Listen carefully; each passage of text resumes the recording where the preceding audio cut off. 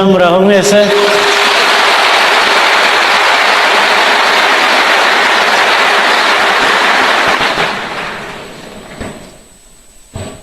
Vice Chairperson, RPF Secretary General, RPF Commissioners, members of the Diplomatic Corps. I want to thank you for honoring our invitation. We are happy to be with you here. Special guests who have also joined us from different parts of the world.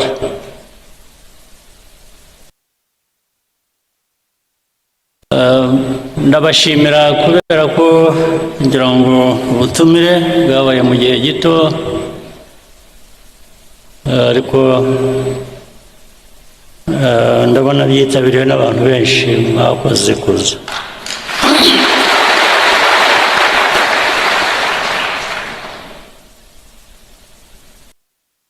Uyu mwanya ndagira ngo tugire ikiganiro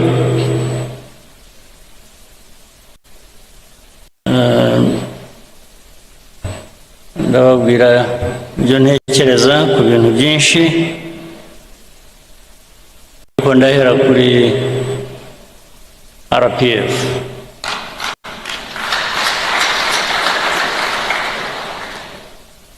RPF ifite umwimerere wayo, ifite izina, ifite ibiranga bihagije, ifite noneho amateka. Ayo mateka dusobanurira byinshi ku byo dushinzwe, ku byo buri munyarwanda ashinzwe aho yaba ari hose, umurimo yaba ari hose. Noneho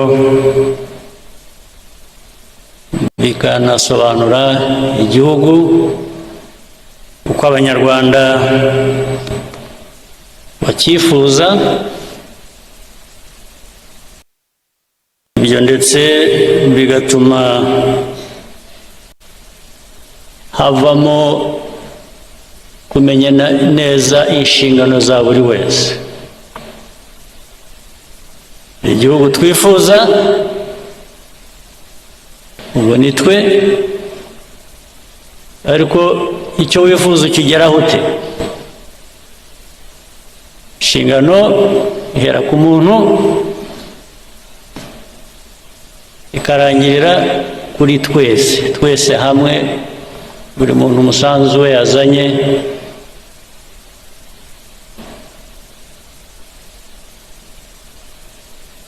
ushyirwa hamwe gute kugira ngo bitugeze kuri ya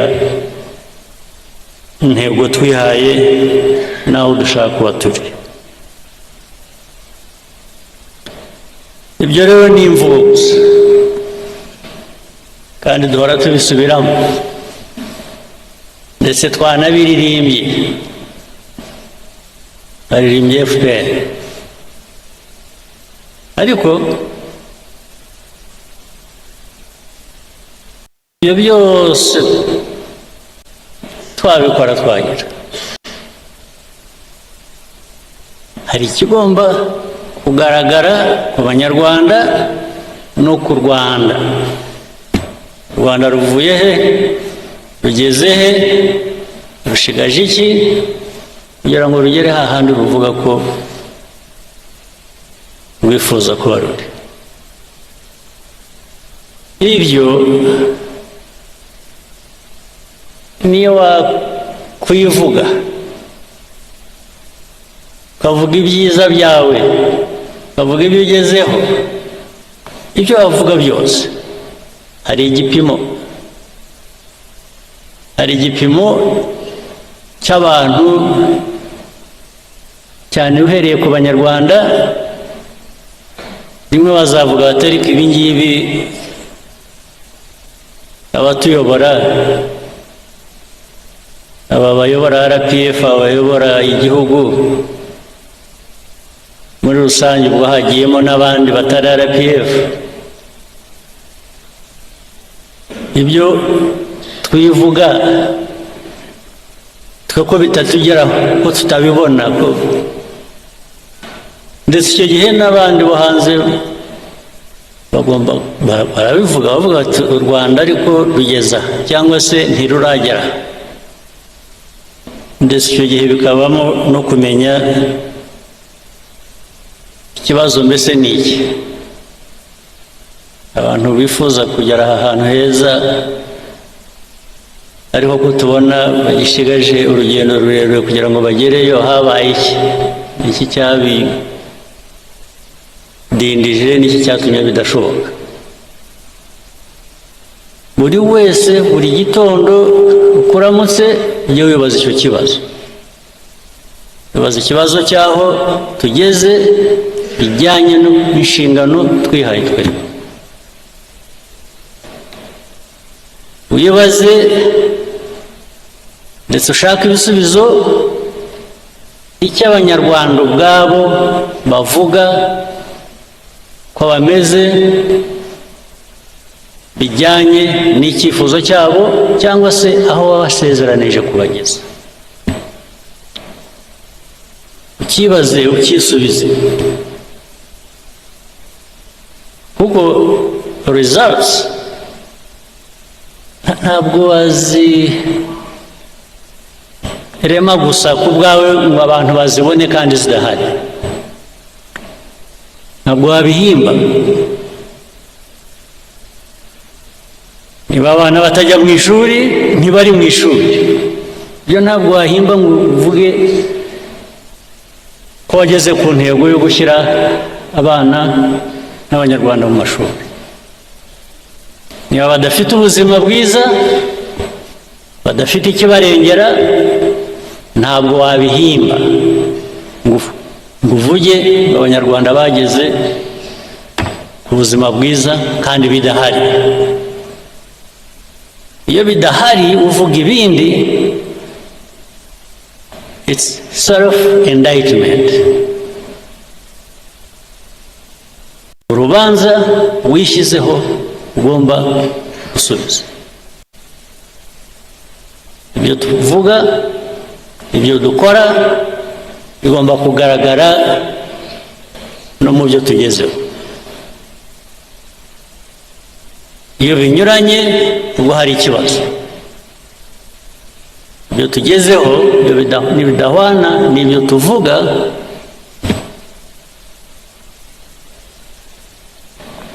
n'ibyo dukora, hari ikibazo. RPF rero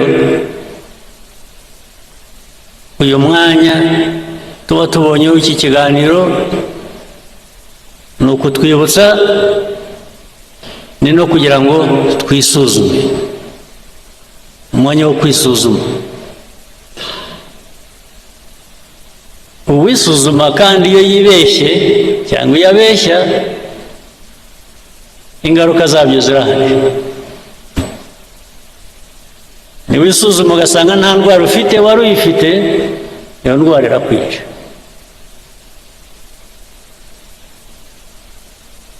Kuko waribeshye, ntiwayivuza cyangwa ntiwayivura, iraguhita. Indwara mvuga rero wivura cyangwa wivuza, indwara zirahari. Hari indwara wivura, hari n'indwara wivuza. Indwara wivura ni ukuvuga ngo igisubizo, umuti uri muri wowe. Uribaza ukavuga utari ko inshingano ngewe mfite ndazuzuza. Ntabwo ari ikibazo uzabaza abandi nabo bafite izo nshingano. iyo udahereye aho ngo wivure iyo ndwara wowe wibaze wishakemo ibisubizo by'ikibazo ufite, nta wundi wabikuvura. iyo ndwara tugomba kwivura nk'abantu, nta wundi wayituvura. niba utuzi inshingano ufite wahawe uko bikwiye, inshingano ufitiye igihugu, ingaruka zabyo zo zirahari kandi ziri no kuri wowe. indwara wavurwa n'abandi ni ikibazo ushobora kuvuga uti ariko iki gihe singifitiye ubushobozi, reka nshake uwamfasha cyangwa uwo twafatanya gushaka umuti w'icyo gisubizo. ubwo nabyo birashoboka kandi bibaho, ariko iyo utabikoresheje, iyo udahagurutse ngo wowe ushake uwo mwafatanya kugira ngo mukemure ikibazo cyakurenze, nacyo ubwo wa muti utahaye cya gisubizo cya kibazo wari ufite. ibyo rero ubundi abantu bavuga RPF cyangwa bavuga andi mashyaka cyangwa bikajya muri politike gusa, politike ikaba rwaserera, bikaba ibintu bimwe. politike yo numva ya RPF ni uguhangana n'ibibazo tugashaka ibisubizo, nta yindi politike.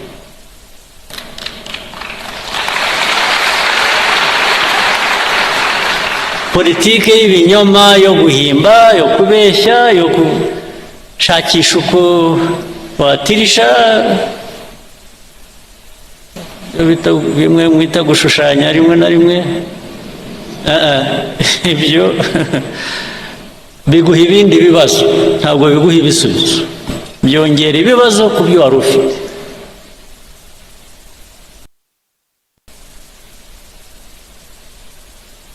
ikindi nacyo kuvuga ngo no mu mibanire uko tubaho hagati yacu, cyangwa se hagati yacu n'abandi, ndavuga u Rwanda n'abandi, nujya gufatanya n'abandi urabanza wowe ukumva ikikurimo ufite n'iki wowe utanga, kugira ngo uhuze n'icyo undi atanga, mwese mubigiremo inyungu, ari wowe ari n'undi mufatanyije. hari ikibazo rero gikomeye cy'amateka yacu, amateka y'u Rwanda cyangwa se amateka muri rusange ya Afurika.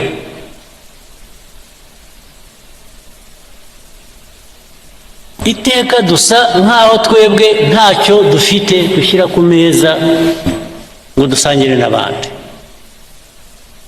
duhora dushaka ko abandi bagira icyo bashyira ku meza, twe tukaza tugasangira nabo. rwose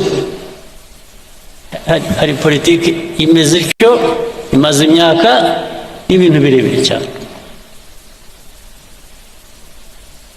niba ushaka uwo mufatanya, uwo mwakuzuzanya, gira icyo shyira imbere nawe, uvuga uti reka twuzuzanye. ni nacyo cyatumye mu mibanire yacu n'ibindi bihugu, n'ibindi bice by'isi, duhora turi abo kugabirwa, gufasha, kuzanuka. rwose twemeye umwanya wo kuba turi aho tuganya, dukeneye, dutegereje uwatugoboka. baraboneka, abo bagoboka baraza rwose baraza, ariko ikibazanye ni imbabazi bagufitiye. kubera iki bagufitiye imbabazi? kuki mujya mubibaza babafitiye imbabazi barabaha kubera iki nuko utari abantu nk'abandi nta bwenge mufite nta ibyo buri gihugu ni bitoya nk'icyacu ni bitoya nk'igihugu cyacu buri gihugu buri bantu bafite icyo bafite aho kugira ngo rero ugiteze imbere kiguteze imbere ugire icyo ukora gutegereza ko uwahandi azaza we kuko azi icyo kugikoresha akagitwara akazaza kuguha imfashanyo wari ukeneye uba wicishije sinzi uba wigize ubusa ntimukigire ubusa ntimuzigire ubusa RPF niyo message ntakigira ubusa kugira ubusa mukaba ubusa mukemera kuba ubusa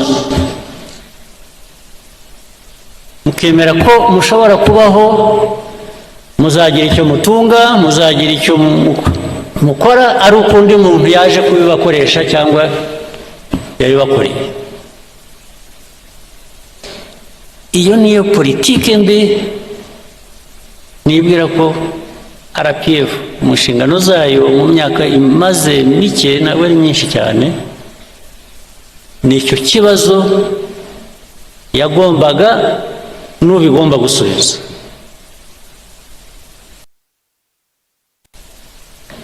ibibazo tumaze kunyuramo mu Rwanda mu mateka yacu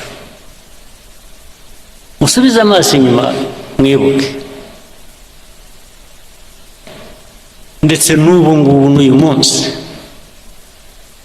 u Rwanda rutahagurutse ngo rugire icyo rwikorera rwigezaho ubu muba muri ubusa muri ubusa ariko abo kudufasha abo kuduha ibyo dukeneye abo kutugaburira bo barahari baba baraje bakatugaburira in fact baraje buzuza ku byo twagerageza gukora nabyo turabibashimira ukuzuza ugerageza gukora ni byiza ariko udahereye hahandi ho kugira ngo wowe ugire icyo ukora ugire icyo wigezaho hinduka ubusa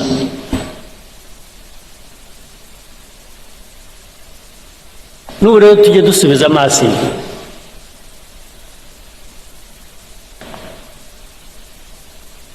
kuko bigenda bituganisha n'ahantu nyine duhurira n'abandi haba mu karere haba mu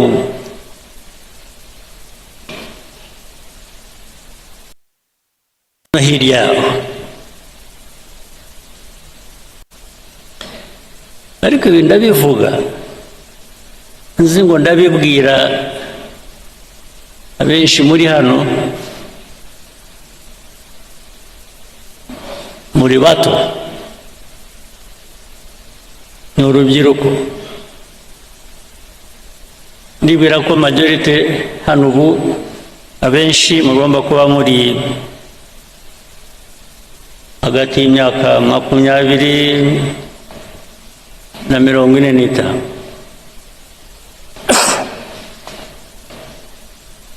twebwe iyo twarayirenze turi kure ariko natwe twarahanyuze muri twe ndagira ngo mwebwe mukiri aho ngaho bafashe mutekereze ubu twe byaraturenze aho tugeze dusubiza amaso inyuma tugatangira kuvuga ngo iyo mbimenya nari kugira nti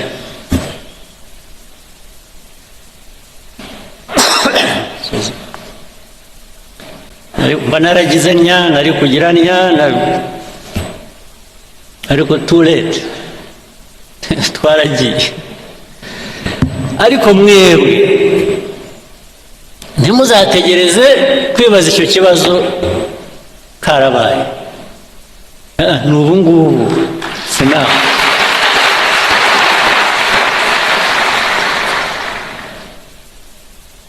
Muri abo mvuga twahise tugeze kure, harimo abasubiza amaso inyuma bakavuga bati twagize duke, twakoze byose, twageze kuri byose, ariko umusanzu wacu wabayeho. Abo ndavuga abarwaniye u Rwanda bigatuma rushobora kugera aho rugeze ubu.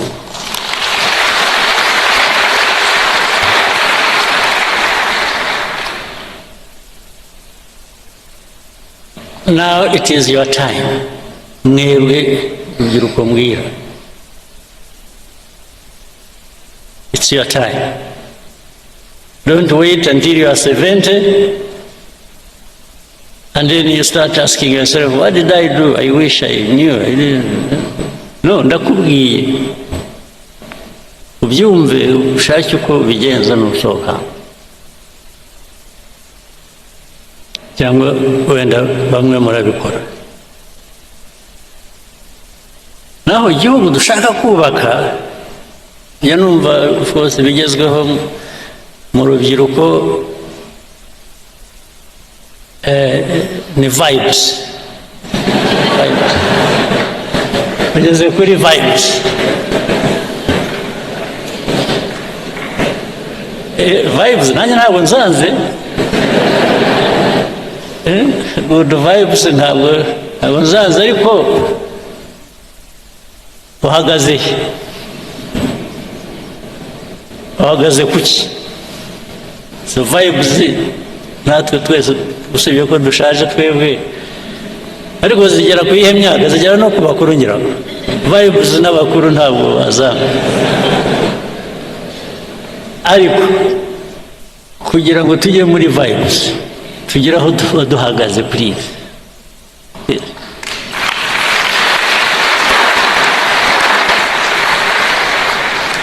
Don't invest in vibes.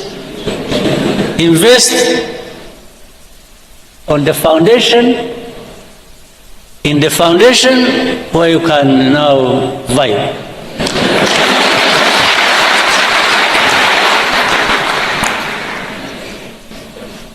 Kuko niba nta foundation ihari karakubaho. You vibe only for a week. But ngira ngo ibyo mushaka turashaka biri sustainable. Yes. We want things that are sustainable. We want to build a society that is resilient. You can't build a society that is resilient on vibes. No, but a resilient society can vibe.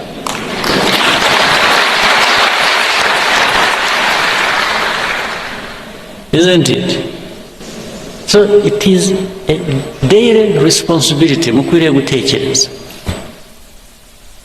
Ni ikintu mukwiye gutekereza buri munsi. Ntuhore ufite impungenge ariko ejo nzamera nte, nibucya ndaba meze nte. Uhora ufite kuko stress nugira ikibazo uhorana cya stress, jya umenya ngo 50% ni wowe, you are the responsible person.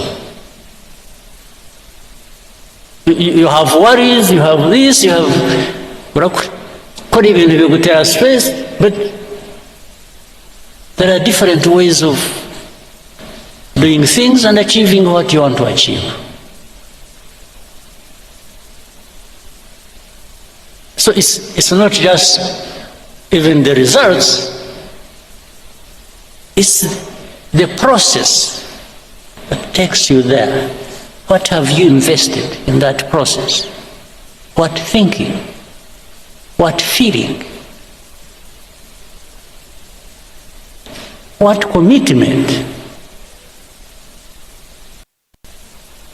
in the process to give you the results you want. Nta kintu cyikora nta na busa.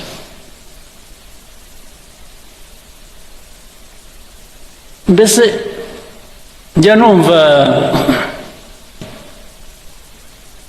hari abantu bagibwamo n'umwuka,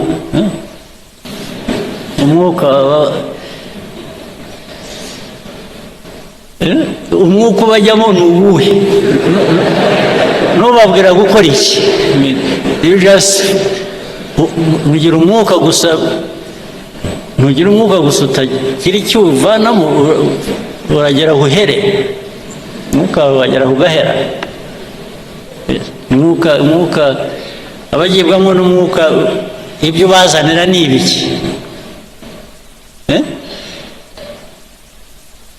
Umwuka, I have no issue with the umwuka, but must have something in it, tangible, that touches my life, that transforms my life.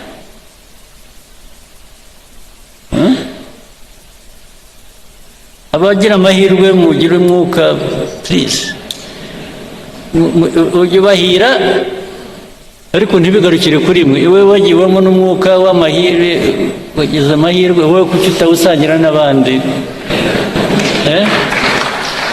Nawe ukabageza, mwese mukawusangira. Kuko nukugeramo wenyine ukawugumana. Ariko nabwo icyo mvuga, ntukabe imvugo gusa, bijye mu bikorwa. Njye nimbona mu bikorwa bihari ushobora kureba byaturutse ku mwuka, nanjye ndawifuza, nanjye nzagana aho ngaho. Ariko the measure ni what is it that has been delivered? What is it that we can touch and feel and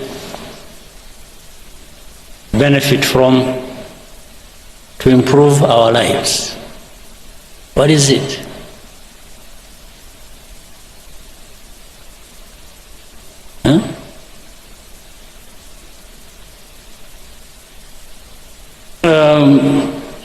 So mwebwe abatoya rero, again, iyo igihugu kibategerejeho ni byinshi, kandi iyo mvuga igihugu ntabwo ari ikindi, ni mwe. Igihugu, you're actually waiting for yourselves. Yes, ni mwe mwitegerejeho the future. Ariko ya process navugaga, na wa mwuka ni iki? Ni a couple of things. Urubyiruko, bya bindi navuze by'amashuri n'ubuzima, ugomba kugira ubumenyi ukagira n'ubuzima, kuko niba mudafite ubuzima, ubumenyi buzakumarira iki? Kumenya bizakumarira iki udafite ubuzima? Must have both.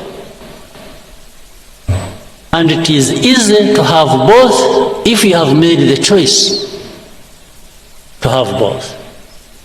It can't be one and not the other. You must have both. Ni nk'uko ku rundi ruhande rumwe, niba uteye imbuto, ni nko kurera, ni nk'uko utera imbuto, igiti kigakura, ukajya uhora ugiha ibyangombwa gikeneye kugira ngo gikomeze gikure gifite ubuzima. Namwe abantu, hari kwakumenya nimwe mukwiriye kuba mugerageza ibishoboka byose kugira ngo mubugereho, ndetse bitari ukubugeraho gusa, mushobore kubukoresha kubageza ku byo mwifuza.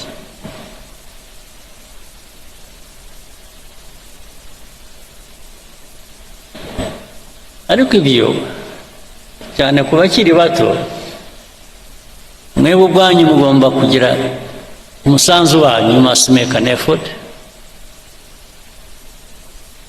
ariko hari n'uburere muhabwa n'ababyeyi ndetse na society, umuryango mugari, imico, imyifatire, kirazira.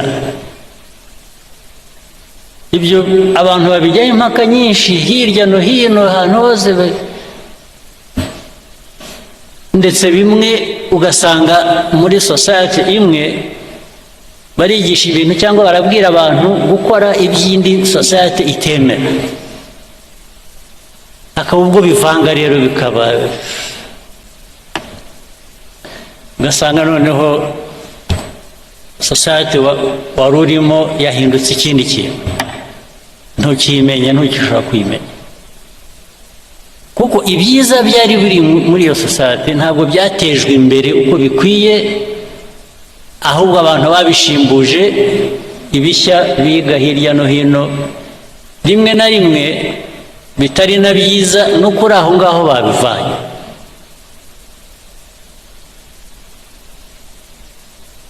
Rubyiruko, kubarera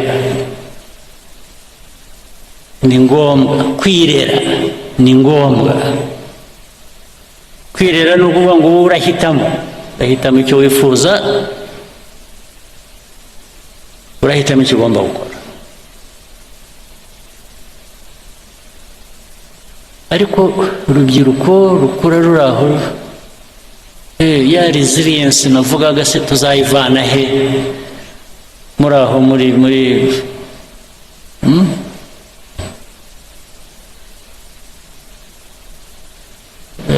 urubyiruko rwamamaza ibiyobyabwenge, asanga ngo ni ubuzima, usanga maze ibiyobyabwenge by the way ndabishyira hamwe byose, ni inzoga n'ibindi bikomeye ntiriwe mvuga muzi, ariko reka mbivuga imwe, ntimujya mubivugamo, aho bibera ishyano bijya muri benshi ariko ntawe ubivuga. Hari ikiyobyabwenge cy'inzoga, hari ikiyobyabwenge kindi bijya mu mutwe gusa, bikaba ibi ni ibiki, bitabi n'ibi drugs. Njya numva amakuru bajya bambwira ko bibarimo bitari bike, ndababwira kandi ubu ngo ni ibintu byamamaye bifite, bamwe mwabyigiye hano, abandi mwabivanye hanze, bigendera hasi, biranyerera, ntabwo bijya biboneka. ariko ibyo uko abihisha kose, abo birimo hazagira uko bigaragara byanze bikunze. ariko uko bigaragara kwa mbere, nimwe byangiza ubirimo mbere na mbere yuko bigeraho bikangiza na communities muri rusange. ariko biroroshye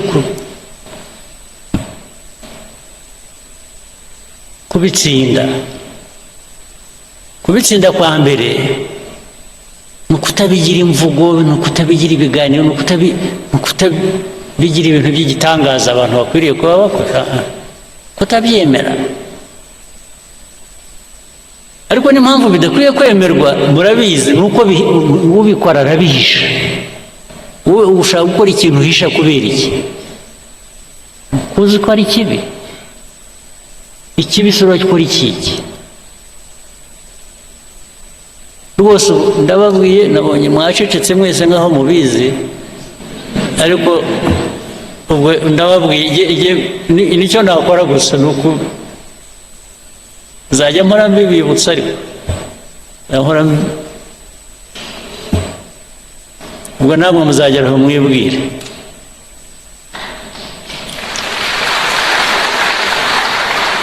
Icyo mbivugira ni iki: urubyiruko tubatezeho bya bindi nabanjirijeho, ni mwe mwakiza u Rwanda rw'ejo uko tugenda dusimbura. Keretse niyo iyo mission mutayishaka, it's a different matter. Ni bamwe mutabishaka mwaravuze okay, ndetse hari aho mwageragera ngo mugashyira urubanza ku bababyaye, ngo ariko se ubundi ndi hano, ubundi mwashyize hano kubera iki? Ukabwira ababyeyi bawe mwambyariye iki? Ariko ibyo ntabwo ari urahari. Ibyo ari byo byose baravuze, ugomba gukora effort yo kuba muzima, yo kuba muzima, not just for yourself, ariko no ku bandi. Kuba muzima bikagira n'inyungu ku bandi, bitari wowe gusa. Icyo tubatezeho urubyiruko mwebwe mu bishya u Rwanda rwifuza, yamumva ibintu bavuga bya innovation. Innovation murayumva yavuga buri munsi. Innovation, yes. Innovation irimo abantu bameze neza, bafite ubuzima bwiza, bafite ubumenyi, bafite gushaka igera kure, irafasha, yubaka abantu, yubaka igihugu. U Rwanda nicyo twifuza. Ikindi ni commitment. Ugomba kugira ikintu cyawe, igihugu cyawe, aho ukomoka. Ugomba kugira icyo igihugu kigira icyo kiguha, ugomba kugira icyo ugiha. Igihugu kiraguha ukagiha. Ibisigaye ni politiki zisanzwe, muri polisi zituma abantu biteza imbere, ndetse bateza igihugu imbere, bitari ibyo gusa. Ibyo ndabasabye mujye mubitekereza. Kuri iki gice reka ndangirize ku kindi. Ibyo mvuga rero nabyo ntabwo bikwiye kuba amagambo gusa, bikwiye kujya mu bikorwa. Ibikorwa ni ukuvuga ngo mwe muri aha benshi ni abayobozi, cyangwa se muri mu nzira yo kuba abayobozi. Imiyoborere aho uri hose, ku kazi ako ariho kose, wifata ute, ukora ute, utekereza ute? Niba uri umukuru w'akarere, umuyobozi w'akarere, umuyobozi uzindi nzego zo hasi, uhari wumva koko ukwiye kubuyobora. Umuturage arakugana mugafatanya gukemura ikibazo. Investor ushaka gushora imari arakugana, mukaganira ikibazo ukagikemura. Cyangwa umushyira aho ngaho ukamubwira gutegereza, kandi muri uko gutegereza ngo yibwirize, agire ukuntu atunganya inzira. birahari kugeza n'uyu munsi bibaho.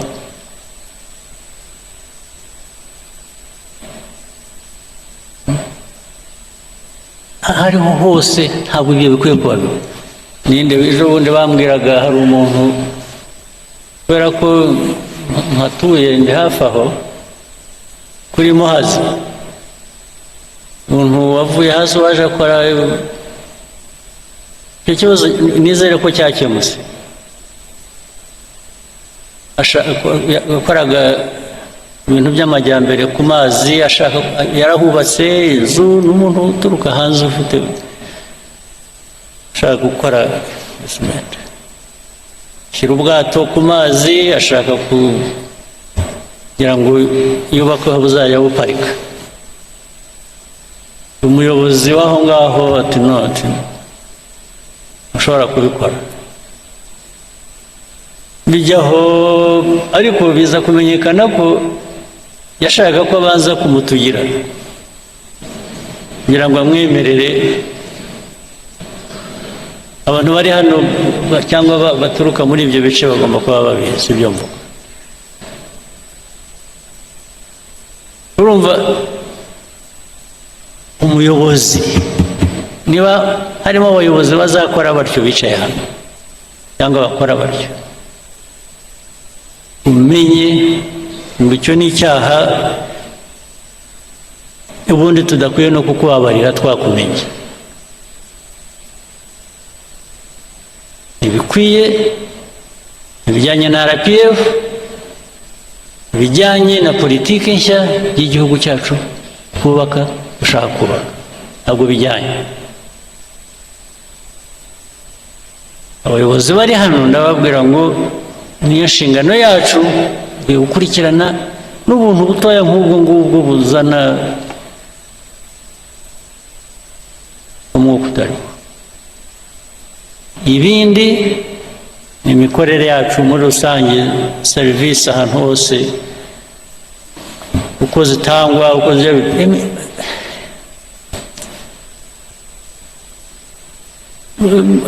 abantu bakora batyo baratudindiza ntitubamenya, ariko nuko ari benshi rero basanga wicaye hariya usabye ikawa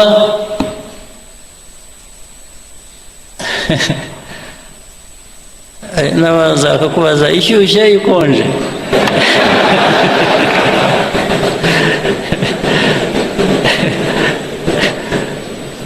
Bakubaza ngo uti ni ikawa isanzwe ishyushye ariko mushyiremo n'amata, akagenda akabura. Ubu ndavuga ibintu bimwe mbona n'abantu baba bavuga buri kanya, akagenda agahera pe minota 15 20 utegereje ikawa.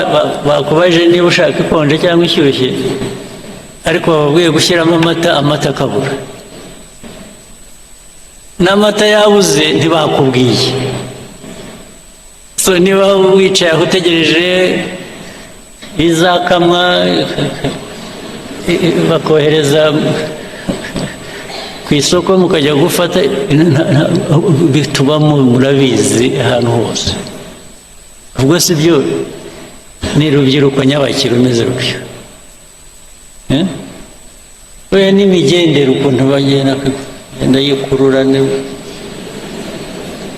Hari aho nagiye rimwe, ariko hashize igihe, nuko mbona n'ubu ngo biracyabaho, byarantangaje. Nagiye ahantu twajyaga dukina tenisi, abantu bamwe hano barabizi, kera hashize igihe. Turangije twicaye turuhutse, tubanza gushaka wagira icyo tubaza dushaka, arabura. Turahamagara, mushobora kuza kugira icyo muduha, ariko haza umukobwa mwiza ugenda neza,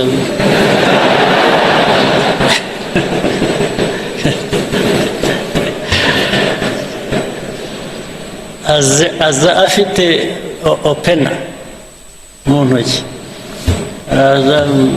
azatugereraho yaba mbonye arahamenya arampobera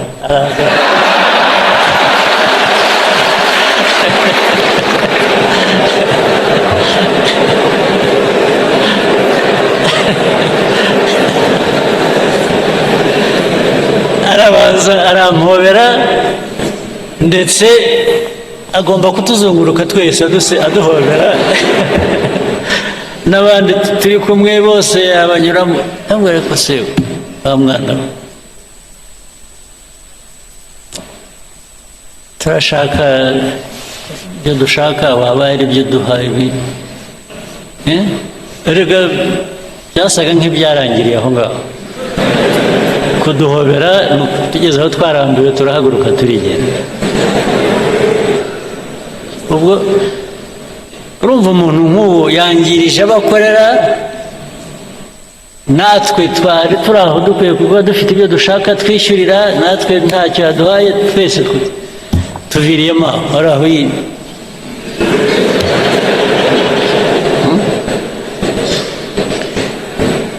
ubu koko mwumva ariko se mwebwe noneho sosiyete igihugu mushaka kubaka cyaba kimeze giti ni ikihugu reka ibyinshi ariko hari abandi muri mwe benshi bakora ibintu bizima rega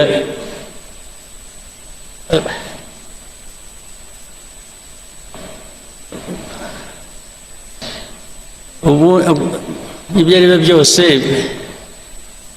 ibigaragara ni ibitari bizima niyo benshi baba bakora ibyiza ariko hakabamo abantu bake bemerewe cyangwa bakora ibintu bibi bya byiza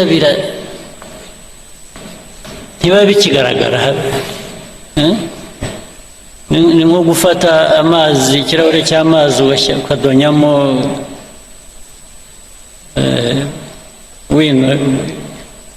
bikaramu inki bashyiramo inki ikirahure gihera ko gihinduka y'amazi yeraga yarari meza ukayabura ibyo rero dukwiye kubyirinda naho hari benshi hano njya mpura nabo bakora ibintu byiza ibintu bya innovation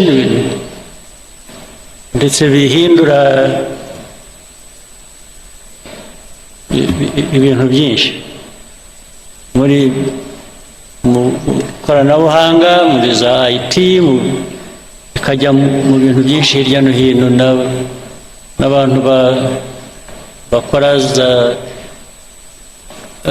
revenue authority abantu ba revenue authority bari hano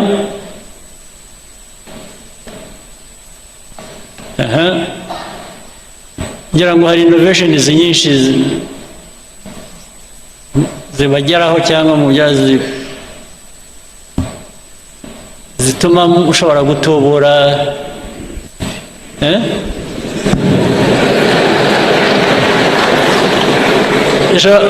zizamura ayo mutuvanamo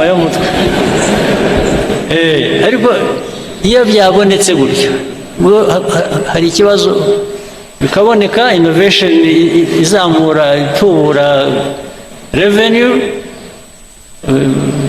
tax revenue hanyuma byarangiza bikajyaho hagati ariko ntabwo zabanza ugira utya ubwo bakajyaho innovation bose barayemeranya ko ikora ariko barangiza bakajya mu process imbere yo kuvuga uzaburetse bareba hari amategeko ntabwo twagira duca tutabanje hari aya mategeko ariko amategeko akaba yo gutinza ibintu gusa ahubwo amategeko se bwana amategeko ashyirwaho n'abantu sibyo igihe umuntu yabonye ikintu gikora kijyanye n'icyo yifuza wihambirwa n'itegeko hari n'amategeko yaduhambiraga yo mu gihe cy'ubukoroni ahubwo ngo hari itegeko n'ubundi si wowe urikora, si wowe urivanaho, we gifate nk'ikintu cyakuzitiye gutera intambwe, bihere ko bigera aho bigera, n'abo amategeko tubabwira ngo ariko ibi bintu ntabwo bijyanye n'igihe, muratudindiza gusa. Ndetse hari n'ubwo dushobora gufata ibyemezo tugakoresha igikora, itegeko tukaba turigisheho gatoya,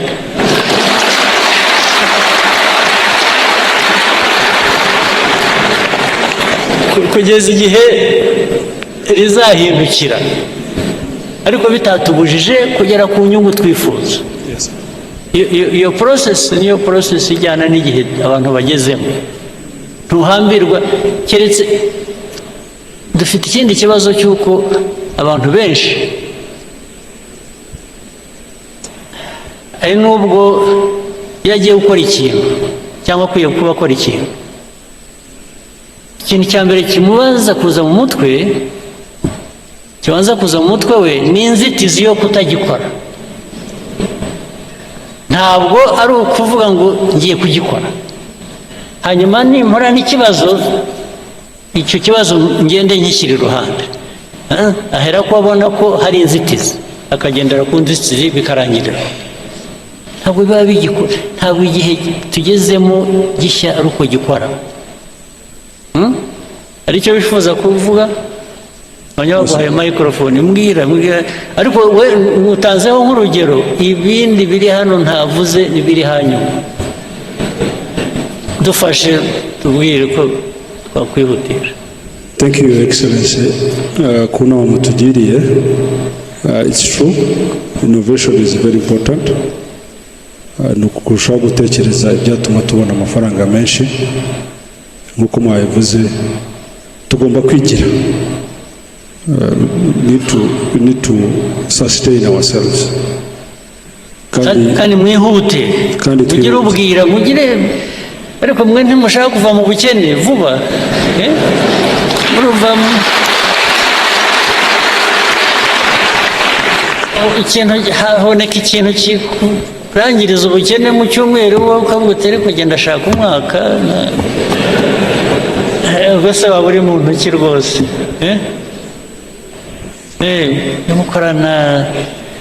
Gukorana umwete kandi ntabwo bivuze kwangiza ibikorwa. It doesn't really mean sacrificing anything that you shouldn't. Sibyo? Ujye mwihuta, muwe wepesi. Mwihute, igihe utabifite guhagarika kigutangira, wowe uritangira kubera iki? Why don't you just move?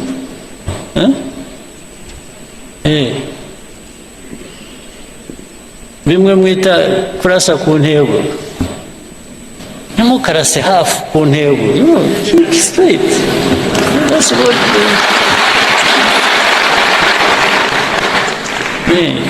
go for it. Nawe wumva uri satisfied uko sibyo? Yes, sir. Okay, asante. Now let me take you to something else. I'm sure you can guess. It's now the other politics other than RPFs, geopolitics, regional or whatever, because it affects us as well a lot.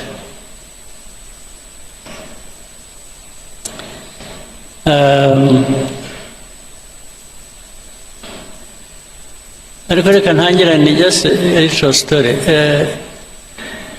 Tito Rutaremara, are you here?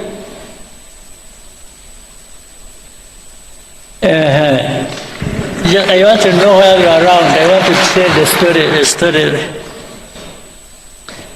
You know, in actual fact, igihugu cyacu kivuye kure. Ayiwe, ntikiravayo neza. Turacyavayo. Acyari byinshi.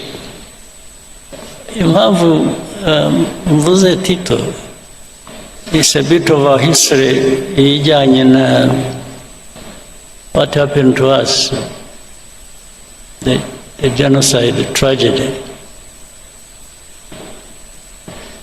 They want to build on it to tell you some other things. The genocide that happened,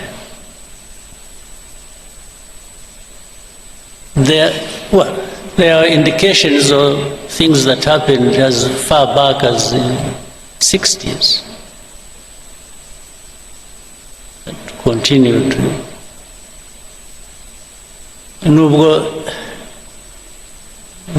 We also have people who would say it's an exaggeration, really nothing happened. Or what happened, I think, was bound to happen or should have happened. We still have that conversation, unfortunately. But I wanted to say something. I don't say it a lot. It comes to my mind once in a while. And Tito, you were one of those twari kumwe in 1991 in Paris. Munama na Paul Dejoux is a name I cannot forget. Ariko ndibuka bihozagara, ndibuka wari uhari nawe cyane. Oya, ariko ahubwo naje mbere. Twarahamusanze. Niyo mpamvu nabaga confused. Abo najyanye nabo mu nama ni bande?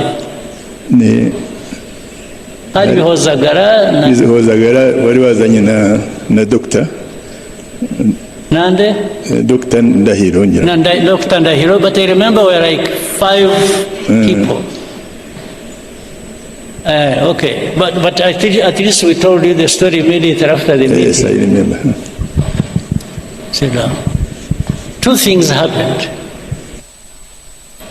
And I'm saying this because recently something else came up that was a bit disturbing.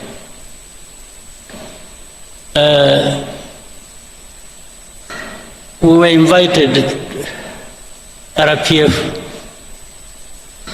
to go to Paris. We were supposed to meet some people from Habyarimana's government. It was about, according to what we were told, to talk about peace.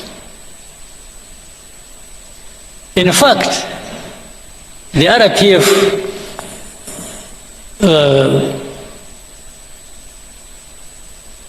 for which I was vice chairman then,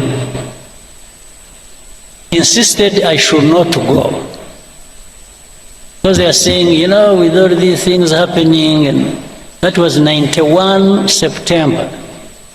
Was it 91 or 92? 91 September. The end of 91. The end of 91. Yes, it was particularly, I remember, 71 September, I think it was 22nd. So the people insisted I should not go because there was chaos. They even thought you are worried about my security and so on and so forth. So, but I insisted. I told our people in a meeting, which was very people, I said, if we don't go, and by the way, they insisted I should be the one to come. But I said, no, but you have the chairman, so maybe you should be the one to come. He said, no, we want you. And that's what caused some worry for our people. They said I shouldn't go. But I insisted. I said, I'm going. Because if I don't go, if we don't show up, we will never be understood. They think we are just there fighting and we don't want peace. So I went there. A couple of things, quickly, I got something else. When we arrived, we had a meeting. It was in the morning. I met a couple of people. One was a man who was, I think, a director general in foreign affairs in France. And that man was called Paul de. I followed him. He even later on became ambassador to Mexico, then went somewhere, and then he's now an old man like me. He's 90, must be 90 something, 96 or something. So when we met, I met him, I met Mitterrand's son. I was almost beaten up for not pronouncing the name well. I'll tell you that. So in the meeting, this man, Paul Dejoux, kept poking his finger in my face and said, "You must stop fighting." So I tried to explain. I said, you see, it's not that we enjoy fighting. We are not fighting just because we like fighting. we are fighting because I went into the history and so on. So he insisted again. Then in the conversation, it got heated up. I actually got a little bit upset. I answered back in a way. And he said, "No, you must stop fighting, because if you don't, even if you take Kigali, you will not find your people." This is what he told him in a meeting.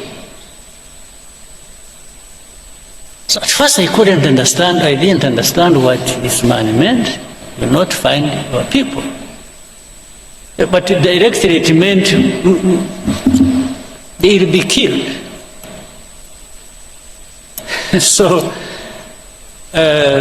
anyway, the meeting happened, got finished. It was not a good meeting, and as we were going out, he accompanied us in the corridor, and then he said,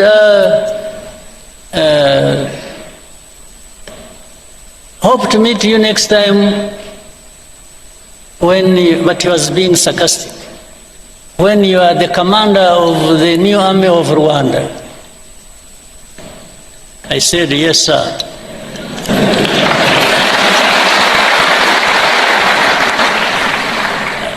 I said,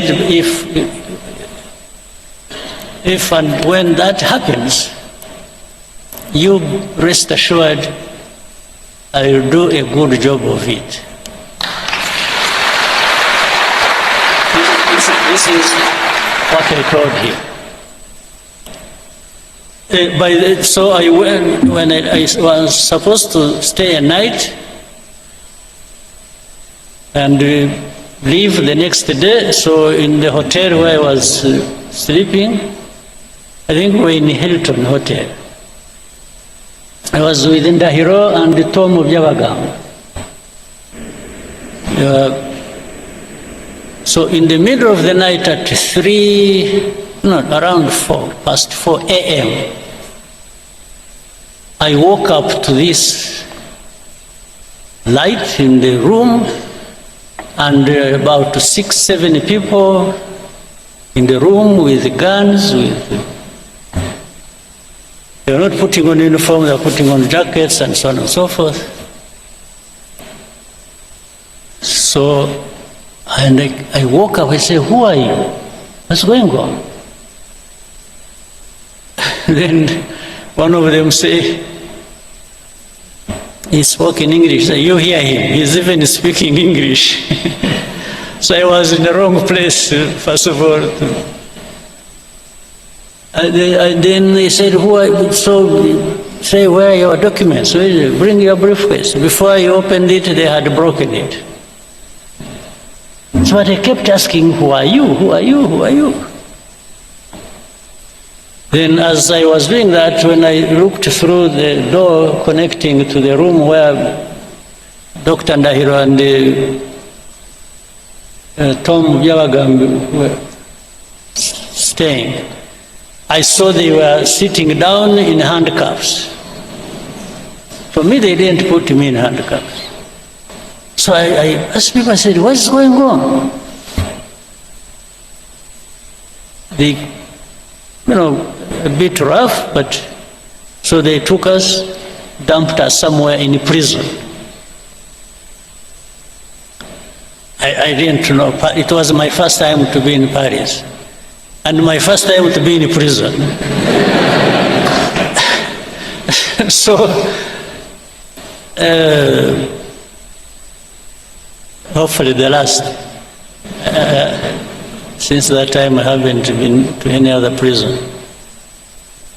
So they put us in the log somewhere down in the basement of some building and left us there. Then later on, people showed up around 3 o'clock. In fact, why I remember that because Agara was around, they didn't know where we had been taken. I don't know how. They were assisted by some people in France whom they knew. Then we saw Jacques Rabunal and because Agara. There was a very good friend of ours called Carbonal, a French guy. They showed up in that basement in your prison because I think they had known where we were and they had tried to give us food. I refused to eat. I told them I'm not going to eat anything in that prison. So they brought us bread, I remember, and milk, pints of milk and bread for us because we had refused to eat prison food. Then they even wanted to interrogate us. Well, they did. They wanted to to use a polygraph on me, the lie detector. I refused. I told them I'm not going to have a lie detector at all. I said, if they want to kill me, then go ahead. In the end, they say, whom did you meet? I mentioned that man, Paul Dejoux. Then said, who else? I said, Christopher Mitterrand. I said, no. Who told you he's called Jacques Christopher Mitterrand? So, so they told me, repeat. I said, no, I'm not going to repeat. I said, I'm not the one who gave him his names. But. So anyway, in the end, in the night around 8 o'clock, they released us, and that night I left. I drove from Paris to Brussels, where I was to take a plane the next day and come back home. Now, I'm saying this, I'm telling you this story. The fact that somebody actually implied that something was going to happen to our people, meaning even if you take Kigali, you will not find your people there. You will not find them alive. Then later on, connecting that with the history, with what happened eventually,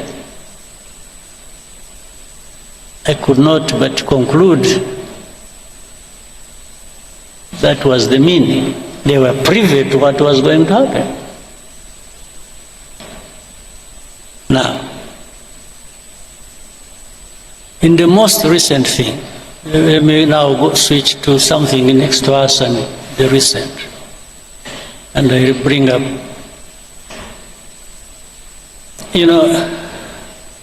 Rwanda has had many problems in the region, and especially with the Congo. For all these years, actually, we said we are here 32 years, almost all the 32 years are problematic. And when you look at the story, these genociders who went to Congo.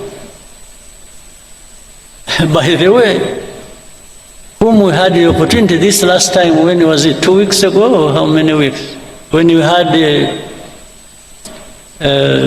Unity Club event here, in this same room, when people who went through all that history, these senior commanders of FDLR, when one of them sitting there told us a very comprehensive, interesting story, because he was there, he was in it. For him, he was not saying things he just heard from some people or anything, no. He was part of it. He told us all the places he moved to in Congo, and the officials he worked with, and his colleagues who up to this day have been integrated in the armies and other institutions in Congo, and he named them by names. He told us a story of even how he went to Burundi and everything he did there, and the names of people who did what, who are still there, who left, or who died, or something. He's an encyclopedia on this. And he actually was part of it. He told us, those who must have, who were here saw it, or saw it on television. And he has notebooks, he has pictures, he has evidence, later on YouTube. But forget about all that. The story has always been, and he told us, you remember, he told us even of the connivance of the UN, the peacekeepers. Yes, they worked with, they were selling gold together, they were involved in the timber business, in agriculture, and named places, people, and where. It's just so. But despite all that,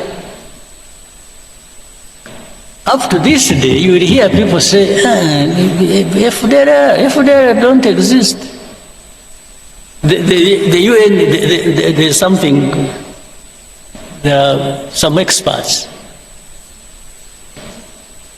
groups of,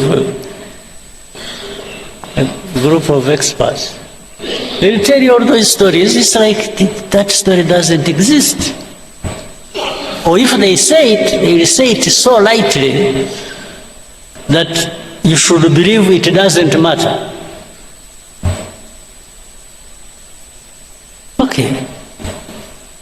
So it goes on, and then some of these leaders in the region, in Congo or Burundi, they say it publicly how and on which side they are. And their intention, and even what they have said on camera, somebody will want to convince you, no, it's not him. It's not them. It's some advisors. No, but he said it. Whether it is an advisor who wrote it on a piece of paper and the president read it, it is no longer advisor, it is the man who read the thing. So they will keep you telling you this. So now, not even for a bit, I don't believe, ordinarily, I don't believe in conspiracy theories.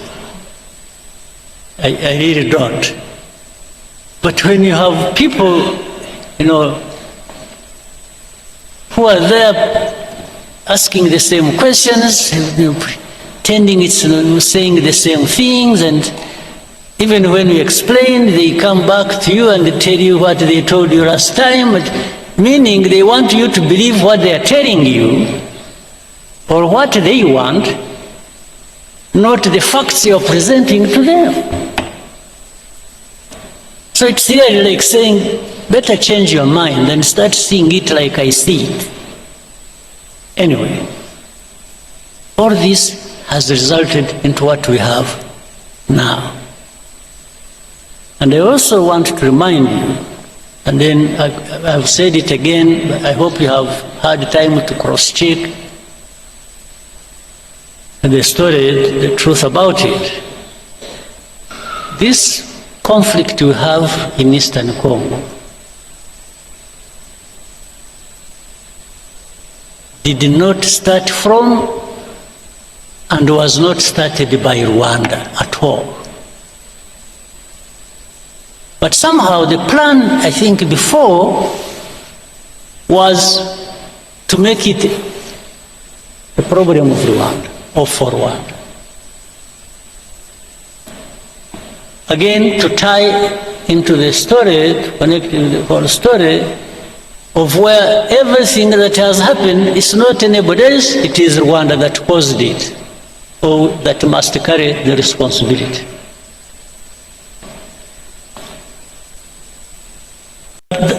I think that needs somehow in your minds or whatever, or by gathering facts, that problem needs to be settled. This has not been our war. We didn't cause it, and it did not originate from here by any means. We are not part of the origin, except for being associated with saying, oh, this is M23, the story that was there 2012, and for 10 years it was not addressed, it comes back, still it comes to be our own problem. But the same people, in fact, one time we were in Nairobi, we had a meeting with heads of state at the beginning of this conflict. I had opportunity to ask President Tshisekedi in the same meeting. I said, President, how has this become Rwanda's problem?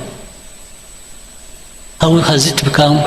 This is not anything started by us or didn't come from Rwanda. Why?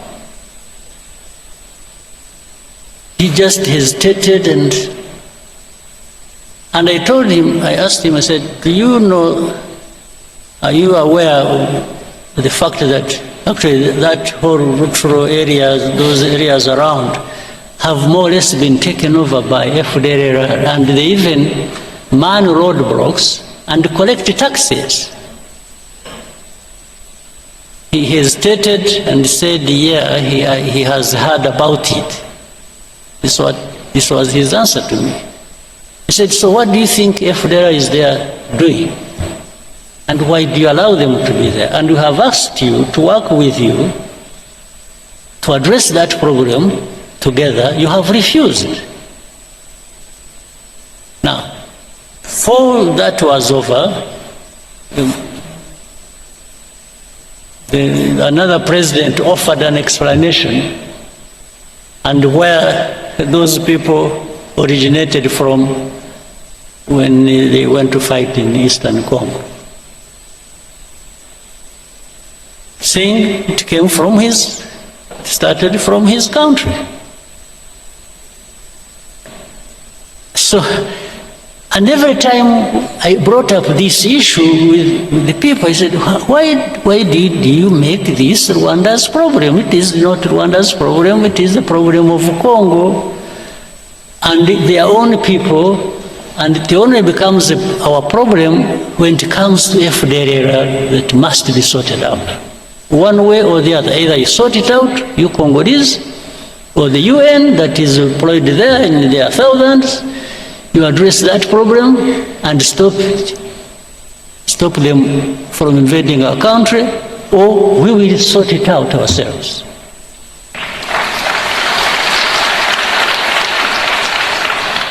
eventually, that's how we were drawn into this matter. Now, for the recent things, whatever happened in between, I try to cut a very long story short.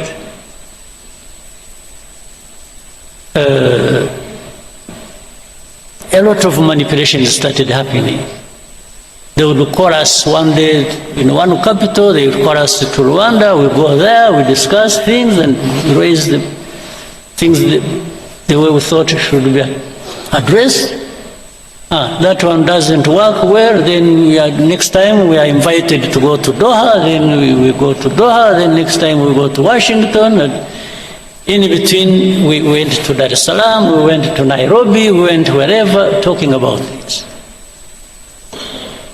But there was one thing that was constant. Congo, or the leaders of Congo, didn't want peace. They wanted to continue supporting FDLR against us. In fact, later on, they were joined by some other countries' armies. You know the story about Goma and Kava and so on and so forth.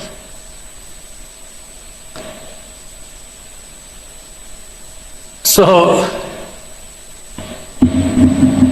but we told them, just help us deal with FDLR, and for us, we will not.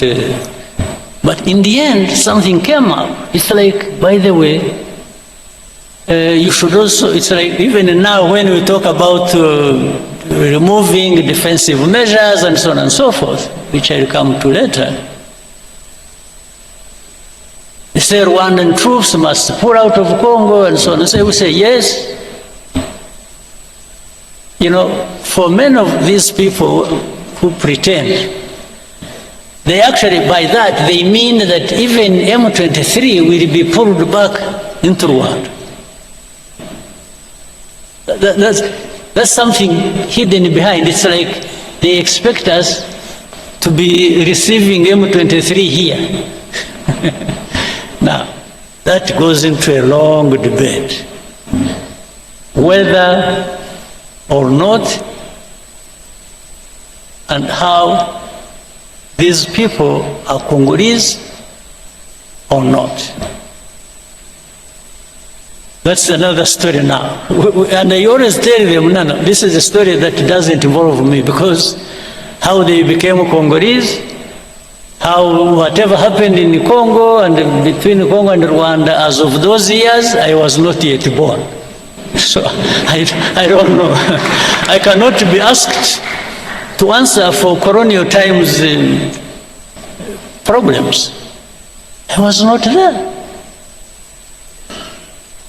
And Rwanda is not responsible for that. Now we're going to the last thing we went to when you went to Washington,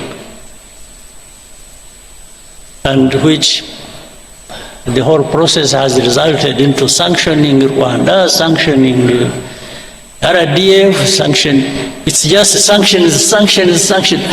And sometimes we even want to tell them, say, wait a minute, let's understand each other. What's going on? And there is no time. There's no time for Rwanda to be listened to. It's just sanctions. That's what we said, that's what we do, that's what we do. Now,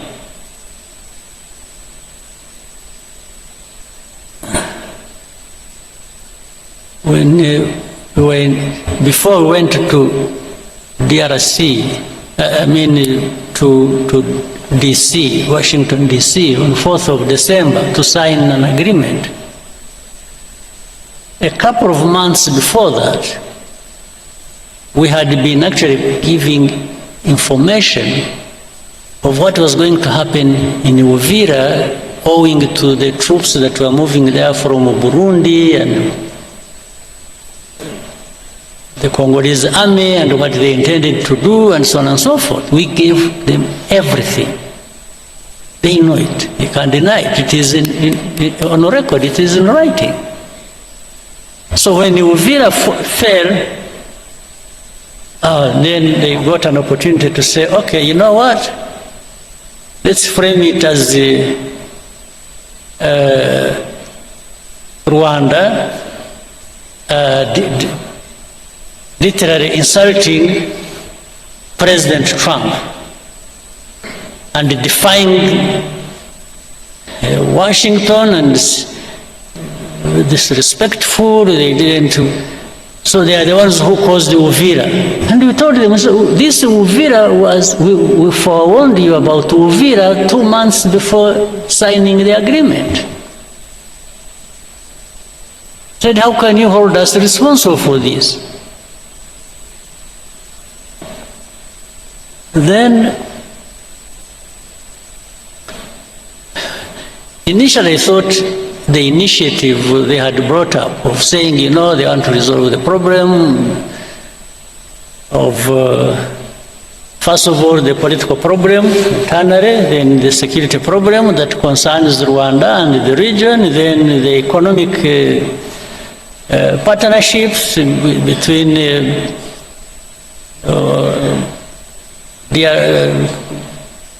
US, DRC, Rwanda, and the region. I said, you know, I thought this was a wonderful thing. We really embraced it. We said, oh, this is something.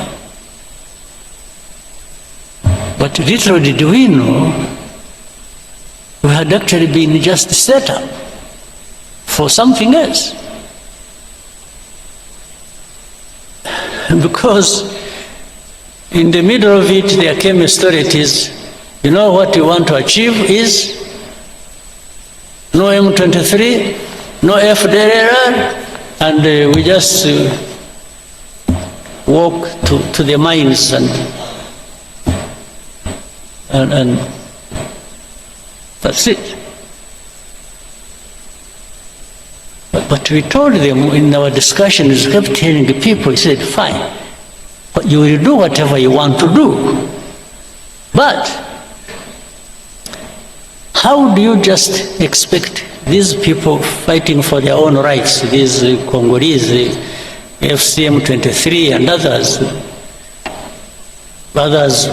for them they are on the ground fighting, the others are fighting politically all over the place, as you have seen, including the religious leaders and so on and so forth. I said, how do you just all of a sudden think you will wish away all of this without actually addressing some of the root causes?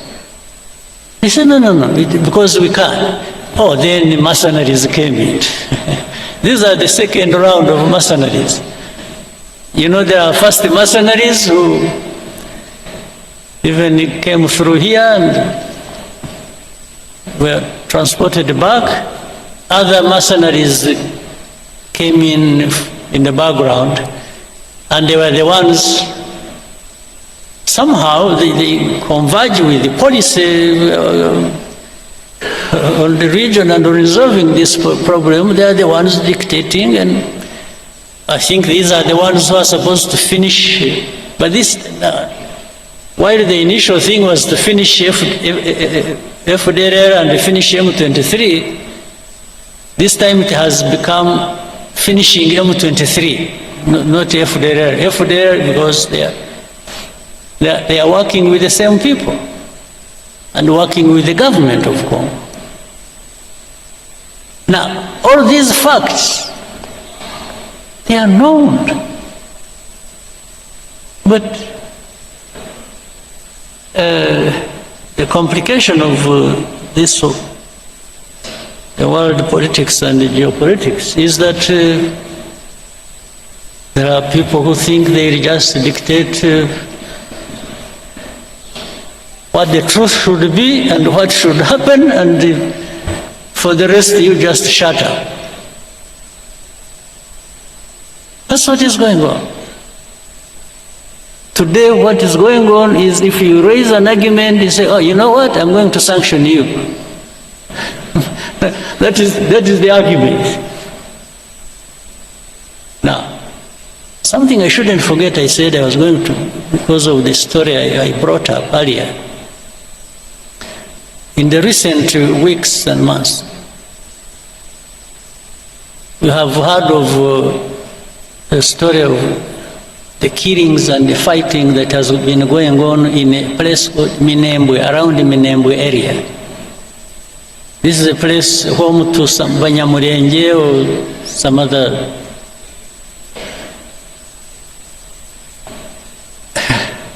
What is disturbing? At the beginning, when even in our argument, when we told them what is really happening on the ground and telling the people how, telling the powers that be what was going on, and say people are being killed, they are being, drones were firing at them indiscriminately. In markets, in the churches, many people died. Maybe, hopefully one day people will go there and investigate and will find the truth. But what was disturbing was that in that same conversation and argument, somebody says, don't bring up that issue, it is none of your business. So which for me looks like, it's like the story of Paul de Joux. It's like, that those people being killed for their identity and anything is none of your business. Meaning, shut up, we are going to kill them anyway. I mean, I'm just calling a spade a spade. It's like, shut up, it's none of your business. They didn't even say, are you sure they are being killed? Or are you creating a story or what? No, it's like, that's none of your concern. But if it is not my concern, maybe it should be yours. So why are you not concerned? And things keep getting worse and out of control every time. So where we are now, we just told, remove your defensive measures. Whether we are associated with and helping FDLR, with the Congolese army and the government to do whatever they want, and then in exchange you have whatever you want, just shut up. So, this is what we are being told. But making people shut up, just shut up, I think it's going to be probably more difficult than people think.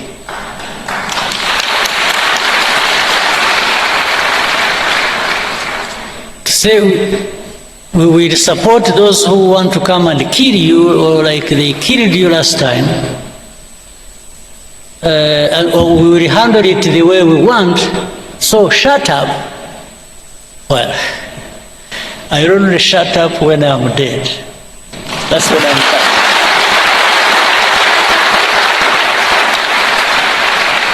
Absolutely. That is the only way to make me shut up. That's it. For the belittling everything and making it look like some people's lives are just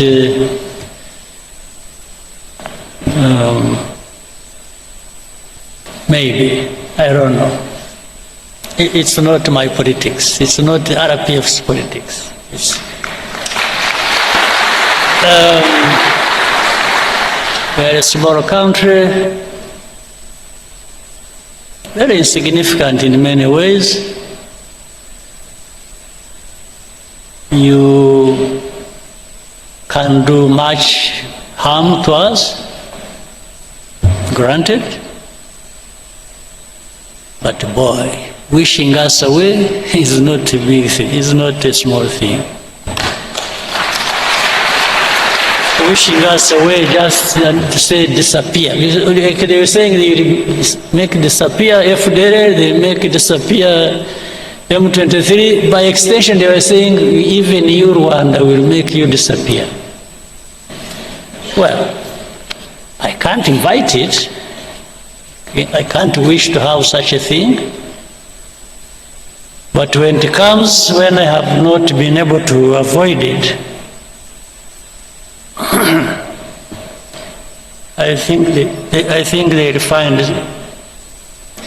I only wish you people, you people, I'm not worried about myself. I just worry about you if you just go home and sleep and think you'll find everything on the table for you without having to invest in it. If you are there waiting for handouts, for people to do you a favor so that you can leave, it would be very sad and absurd, and it will be a lot of our time and value wasted. I hope that will not happen.